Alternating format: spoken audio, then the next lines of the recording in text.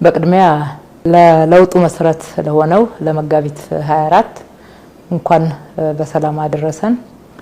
7 የለውጥ አመታት በጣም በርካታ ስራዎች ተሰርተውበታል። ብዙ ተግዳሮቶችም ታልፈውበታልና በጥቅሉ ለውጡ በርካታ ስኬቶችን አሳክቷል የሚል እምነት አለኝ። በተለይም የፖለቲካ ባህላችን ላይ የነበረውን ህመም በማከም ስብራቶቹን በመጠገን የፖለቲካ ባህላችን እየተለወጠ የመጣበት ማህበራዊ ስብራቶች መጠገን የጀመሩበት የኢኮኖሚ ስብራቶች ከመሰረቱ መታከም የጀመሩበት መሰረት የተጣለበት ነውና በዚህ በኩል ደግሞ አዲስ አበባ የለውጡ ትልቅ ማሳያ ናት። ለውጡን ማየት የፈለገና ማገናዘብ የፈለገ ዋናው ማሳያ እና መሰረታዊ ማሳያ የምትሆነው ከመዲናችን አዲስ አበባ ናት ብዬ አምናለሁ። በከተማችን የኢትዮጵያን ብልጽግና ለማሳካት የሚያስችሉ መሰረቶች ተጥለዋል። አንዱ የስራ ባህል መቀየር ነው። የስራ ባህልን ከመቀየር አንፃር እንበለጽጋለን ብለን የተነሳ ነው።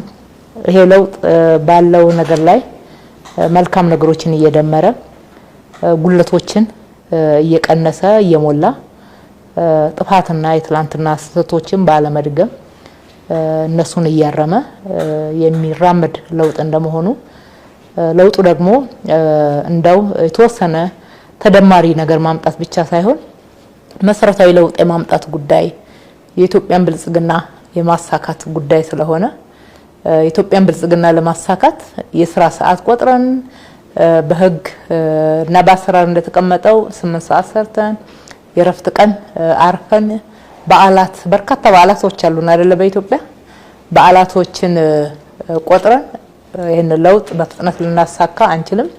የኢትዮጵያ ብልጽግና ደግሞ ማሳካት ለኢትዮጵያውያኖች ወሳኝ አጀንዳ ነው። የፓርቲያችንም ስም ብልጽግና በሚባልበት ሰዓት ኢትዮጵያ በብዙ ጉስቁልና በደህንነት የተጎዳች ሀገር እንደመሆኗ ይሄ ክብራችንን የሚነካ የዜግነት ክብራችንን በሄድንበት ዜጎቻችን እየተሰደዱ ብዙ የሚዋረዱበት የሀገር ክብር የሚዋረድበት ከመሆኑ አንፃር ይሄንን መለወጥ አለብን ነው። ይሄንን ለመለወጥ መንግስት ብቻ ሳይሆን የማህበረሰብ ለውጥ እንዲሆን ከተማችን ነዋሪዎች ሌት ተቀን መስራት አስፈላጊነትን ማመን ተሳታፊ ብቻ ሳይሆን ባለቤት ሆነው ከኛ ጋር እንዲሰሩ የተለያዩ ባለድርሻ አካላቶች በቅንጅት በመናበብ አብረን መስራት እንድንችል ያደረግናቸው ጥሪዎች በበጎነት ተቀባይነት አግኝተው ተግባራዊ በመደረጋቸው አዲስ አበባ ላይ መሰረታዊ የሚባሉ የነገ ኢትዮጵያ ብልጽግናን አይቀሬነት የሚያበስሩ ስራዎች መሰራት ችለዋል። የህዝቡም ስነ ልቦና የተወሰነ የቁጥቁጥ ስራ ሳይሆን መሰረታዊ መሰራት አለበት። አዎ መስራት አለብን። አገር ሊለውጥ የሚችለው የኛ አቅም ነው፣ የአገር ውስጥ አቅም ነው፣ እርዳታ አይደለም። ከተረዳንም እርስ በርሳችን መረዳዳት እንችላለን።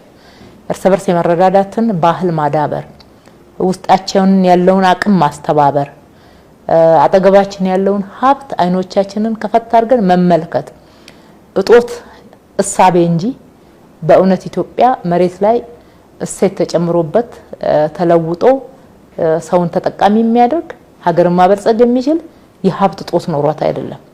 እጦታችን ያለው አታይ ላይ ነው። ይሄንን አታይ የመንግስት የፓርቲ ብቻ ሳይሆን የህዝብ እንዲሆን ህዝብ ልብ ውስጥ እንዲገዛ እና በዛ መሰረት ደግሞ እንዲሰራ የማድረግ ይሄ የአዲስ አበባ ጎዳናዎች ይሄንን ይመሰክራሉ።